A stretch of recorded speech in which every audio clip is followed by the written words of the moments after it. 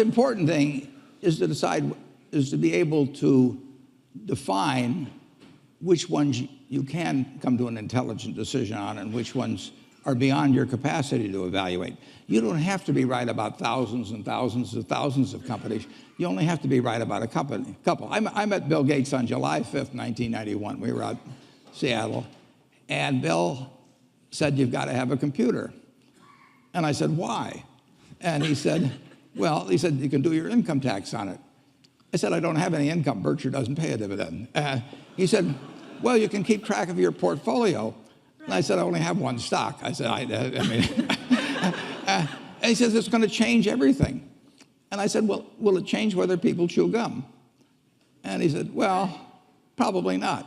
And I said, "Well, will it change what kind of gum they chew?" And not. And I said, "Well, then I'll stick to chewing gum and you stick to computers, you know."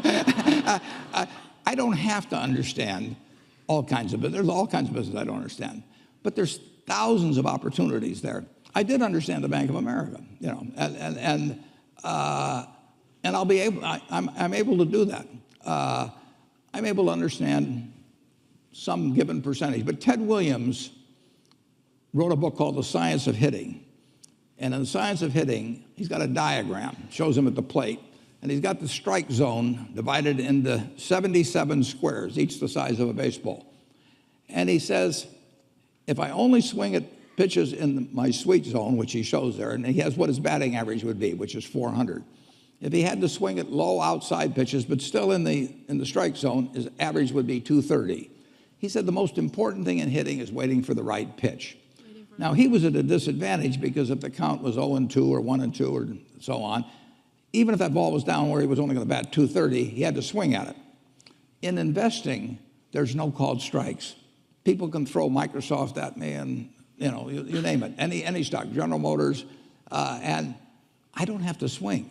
And nobody's going to call me out on called strikes. I only get a strike called if I swing at a pitch and miss. So I can wait there and look at thousands of companies day after day, and only when I see something I understand and when I like the price at which it's selling, then if I swing, if I hit it, fine. If I miss it, it's a strike. But it's an enormously advantageous game. And it's a terrible mistake to think you have to have an opinion on everything. You only have to have an opinion on a few things. In fact, I've told students, if when they got out of school, they got a punch card with 20 punches on it, and that's all the investment decisions they got to make in their entire life, they would get very rich because they would think very hard about each one. And you don't need 20 right decisions to get very rich. You know, 4 or 5 will probably do it over time. So I don't worry too much about the things I don't understand. If you understand some of these businesses that are coming along and can spot things on, if you can spot on Amazon, for example, I mean, it's a tremendous accomplishment what Jeff Bezos has done. And I tip my hat to him. He's a wonderful businessman. He's a good guy, too. But could I have anticipated that he would be the success and 10 others wouldn't be? I'm not good enough to do that. But fortunately, I don't have to. You know, I don't have to form an opinion on Amazon. And I did form an opinion on the Bank of America, and I've formed an opinion on Coca-Cola.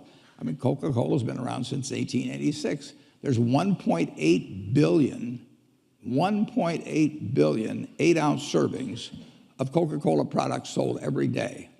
Now, if you take 1 penny and get 1 penny extra, that's $18 million a day. And 18 million times 365 is 7 billion, 3 less 730 billion, or $6,570,000,000. So annually, $6,570,000,000 from 1 penny. Do you think Coca-Cola is worth a penny more than, you know, Joe's Cola?